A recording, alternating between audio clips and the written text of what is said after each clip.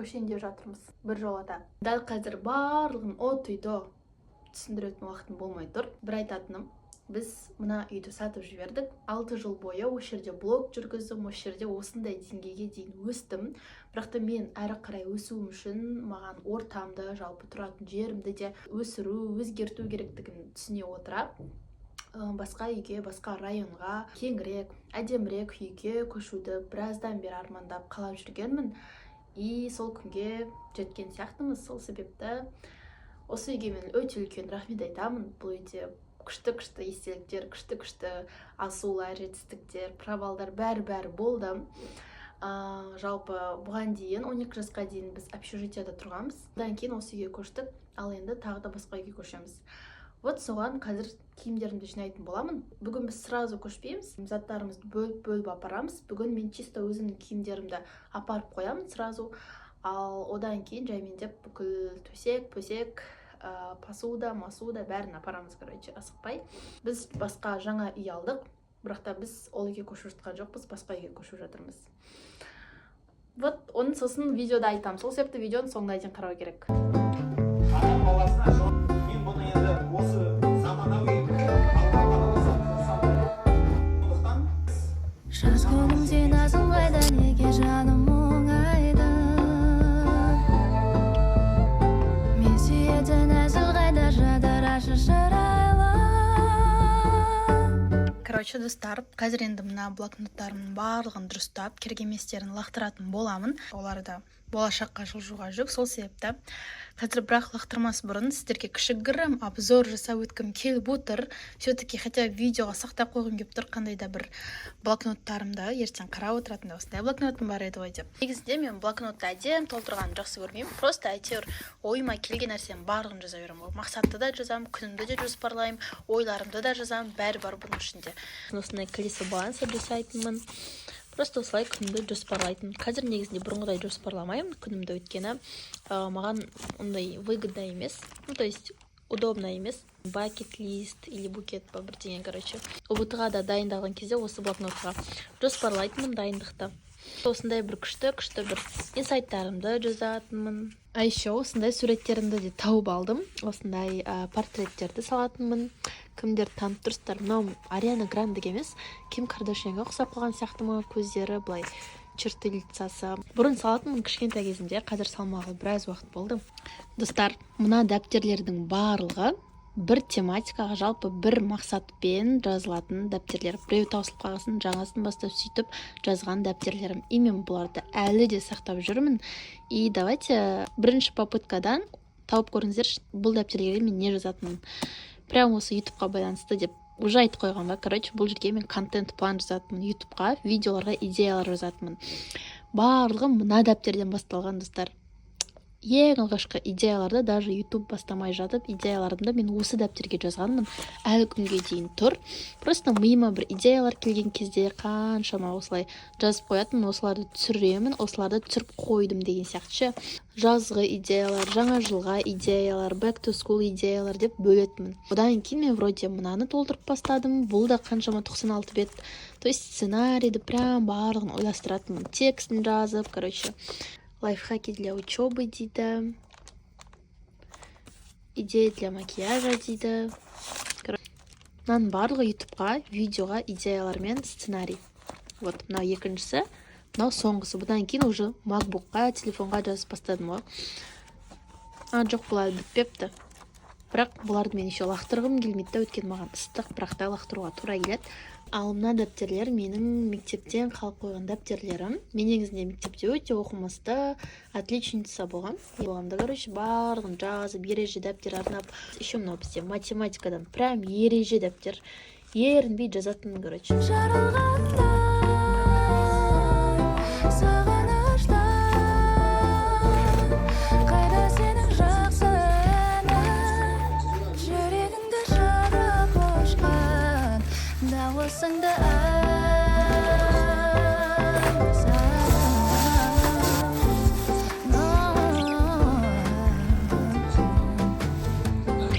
Мынаның барлық менің киімдерім, менің заттарым, короче. Көшу енді мен ойлағандай оңай емес екен. Мен ойлайтын, блин, көшкім келеді, анау мынау деп. Бірақ та прям көшу, то есть барлық заттарыңды алып көшу қиын екен. Заттарымызды алдық. Аружан маған көмектесуге келді. Мынау бізде бар болғаны бүкіл мусордың, бүкіл заттың 1% десе. Короче, достар, біз үйге кірдік, договор бәрін қол қойдық, бағасын төледік. Күштілеп потом рум-тур анау басқасын жасаймыз. Қазір жайғасы керек. Бірақ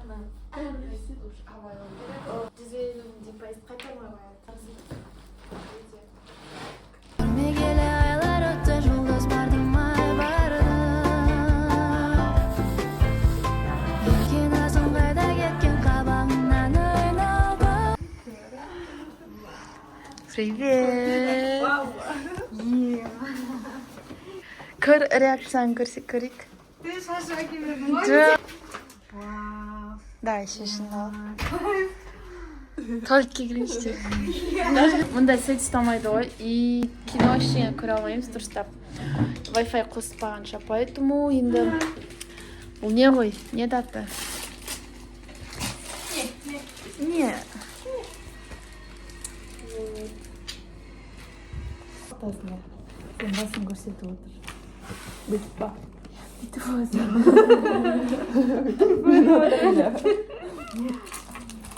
Сәлем достар, бұл менің жаңа үйдегі бірінші таңым.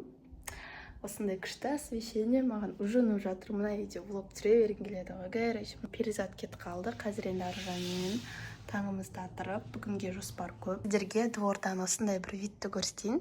Осындай двор. Жазда енді күшті болады бұл жер. Еще достар, таңға ішейік десек, өзімше бүйтіп йогуртпен не алғам ғой, хлопья сөйтсем. Не ыдыс жоқ, не мынаны жейтін қасық жоқ.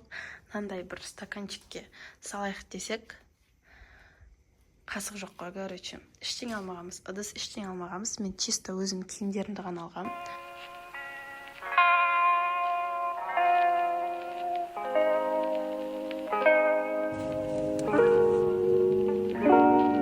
Бүгін біз аш қалмаймыз. Нан мен май болса да жейміз, короче, сол себепті. Нан алып алдым. Еще бұнда тағы үлкенірек супермаркет бар екен, и ложка бар екен. Шаймен жейтіндей. Тихайда жоқ, бірақ шайсыз онда. Жұмыртқа, бірақ жұмыртқа ұраты сыпырты жоқ.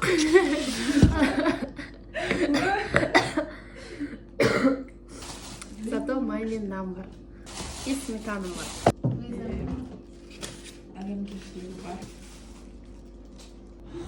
Қылдайым ба? Эстетика.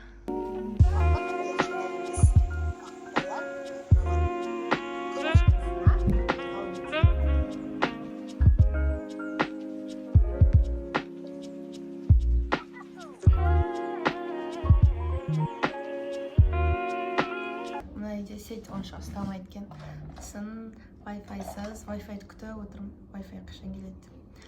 Вот, сол себепті қазір ауруды бояндырамыз. Қазір қап-қара қылдырамыз десе. Крем бірінші крем жауылайын. Я, дұрыс айтасыз. База бірінші. Дама камера. Я. Бүйтеміз. Күшті. Алыстататын, жақындататын. Біріншісі крем. Өзімнің шырайлы бетімді камераға көрсетіп алайын. Бетімді макияжға мастер-класс. Бұншалықты сұлу болған қиын емес па? Бетіңіз? Иә. Менің қолым терім келмейді.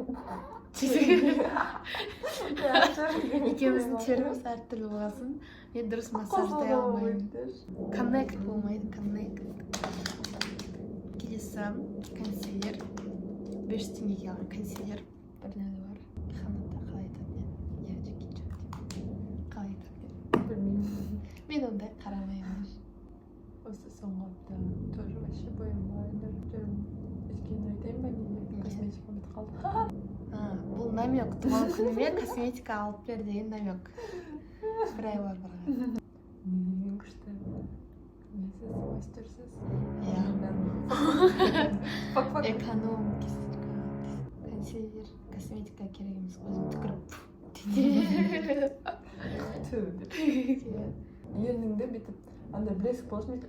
Жасылады. Қарама. Ой. Болды. Құмаш. Қарамасы. Қайдың десең я. Сендердің көтімен қоямыз. Ой, қатты темно болып кетті ғой.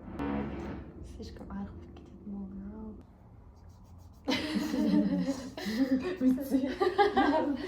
Короче, Wi-Fi сол күйге келген жоқ. Сол себепті үйдің жанында бір эспрессо дей деген бір жер бар екен. Кофейня бар екен. Соған кіріп, Wi-Fi-ға қосылып жұмыс жасаймыз. Wi-Fi таптық.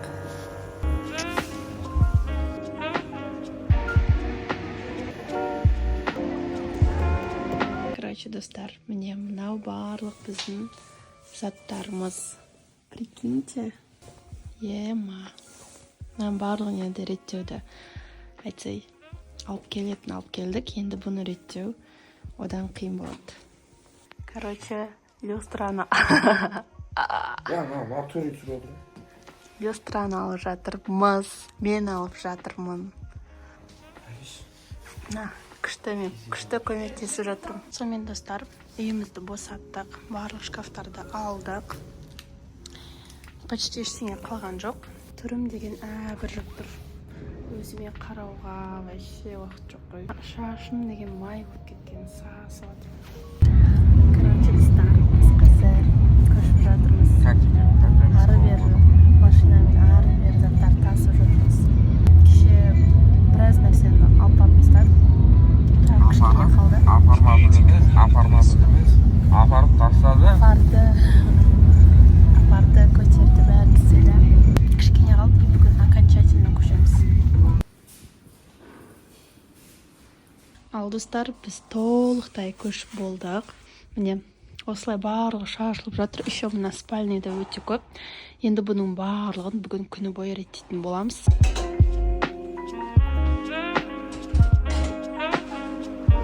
Сонымен достар, біз үйтіп, ух деп, короче, заттарды реттестіріп болған сияқтымыз. Барлығын по полочкам қойып тастадық. Көшу мен ойлағандай оңай емес екен. Сол себепті бұдан кейін точно көшу ойымда жоқ, жақын арада, тем более. Вот, енді қазір ұйықтаймын. Еще бұл жер менің универіме жақын. Сол себепті ертең мен рахаттанып 9:30-да 9:40-да үйден шықсам 9:50-де универге жетсе. Кешені қостың бірінші Біз плитаны қоса алмай жатырмыз. А мен кеше қосқам. Мен сонда айтасың ба? Қоса алмай. Ең бастық. Қосшы.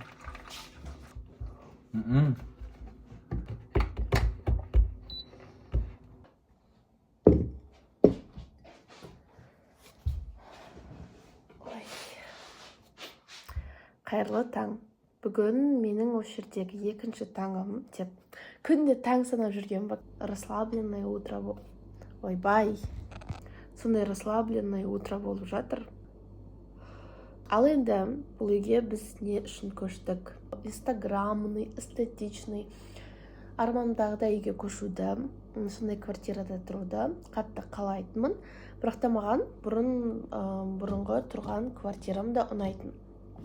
Если что, достар, біз ата-анамызбен көшеміз, ата-анамызбен тұрамыз. Просто оларды көрсетпегесін, сіздер жалғыз тұрады деп ойлап қалуларыңыз мүмкін. Бірақ та мен ата-анаммен бірге тұрамын. Көшкім келді, неге? Өйткені бір деңгейде шектелгім келген жоқ. Мен жаңағы 6 жыл бойы тұрған квартирамызда жақсы жетістіктерге жеттім, армандарымды жүзеге асырдым. Егер де мен ортамды, орнымды өзгертетін болсам, я поняла, что я могу большего, я могу достичь большего деген сияқты. Мен биікке ұмтылып жатқан адаммын. То есть мен бір орында тоқталып қалғанды жек көремін. И вообще ұнатпаймын, қорқамын бір орында тұрудан. Өзім төлеймін, мама, давай көшейік деп әрең көндірген соң. Жарайды, өзім төлесең жарайды дейді. сол себепті маған тәуекел ай сайын осының үйдің ақшасын тауып отыру хотя бы.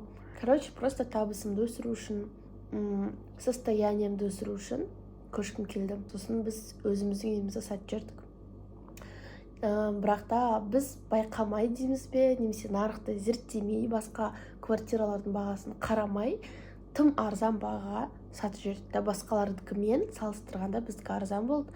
Кейін резко бір күнде өсіп кетті, 3-4 миллионға өсіп кетті. Біраз іздедік, реально 2 апта бойы папа да, мама да, інім де бәріміз 4-еуміз іздедік. И реально папа мамалар қатты шаршап кетті. Өзім мынандай сезіндім, оларды қатты шаршатып кеткенде. Мен сол кезде менде кішігірім депрессняк болды. Оны мен инстаграмда көрсеткен болатынмын, депресснягымда. Сол себепті инстаграмыма жазылсаңыздар болады. Ол жерде мен бәрін сол күні бөлсем, қалай бар солай көрсетем. Ютубта мен енді бәрін күн сайын не болып жатқанын салмаймын ғой, потому что ол жерде күнде салмайсың. Инстаграмда күнде салам. Біз көшсек, біздің үйден да онша емес үйге көшейін деп жатқанымызды түсіндім. Өйткені ақшамыз соған ғана жетіп тұрды. Онша емес дегенде, енді мен қалағандай үй емес дейінші, ондай жамандап айтқым келмейді. То есть біз ақшамыз жеткені ол сносқа кететін ескі үй болды. Сонда ескі үйді сатып алдық. Ескі квартира, бөлмесі бірақ та үлкен, 3 бөлмелі кәдімгідей кең үй, бірақ та ескі 61-ші жылғы. Сырыс анау-мынау. Именно ол үйге барған кезде өзімді қатты самооценкам түсіп кетті да. Я мен 12 жасқа дейін общежитияда тұрған қызбын ғой. Мен ескі үйде тұрған қызбын, қарапайым, таракандармен бірге өмір сүрген қызбын да. Одан кейін біз 6 жыл бойы қайтадан кішігірім, комфортный жағдайда өстім. Сосын қайтадан как будто сол общагадағы өмірге оралғандай сезіндім да өзімді. Мен қалай мына үйде тұрып миллиондар табам деп ойладым. Сосын қатты ойландым, блин, тағы іздейтін болсақ, қайттан папа маманы шаршатамын, оларды әуре қылғым келмейді деп ойладым. Бір жағынан іште қатты сопротивление болды, бұндай үйде тұрғым келмейді деген. Әрең дегенде анамды көндірдім. Арендаға әдемірек районнан әдемірек үйге көшейік, ана үйімізді арендаға беріп қойып деп. Сосын жарайды деді. Не болса да қайырлысы ғой. Алланың жоспары біздікінен де күшті ғой. Сол себепті мен қателік жасадым деп өкінбеймін. Бәрі қалай болу керек, солай болып жатыр. Бастысы, біз қазір осындамыз, осындай квартирадамыз, даже если арендаға болса да. Боже мой, достар. Осындай бір эмоциональный качелилар, әртүрлі бір күні жылап. Короче, осындай настроение болды ғой осы күндері. Енді наконец-то өзімді спокойно сезініп жатырмын осындай стресстен кейін. Новогодний влогтарды күтіңіздер. Менде іште қатты түсіргім келіп жатыр, сол себепті күтіңіздер.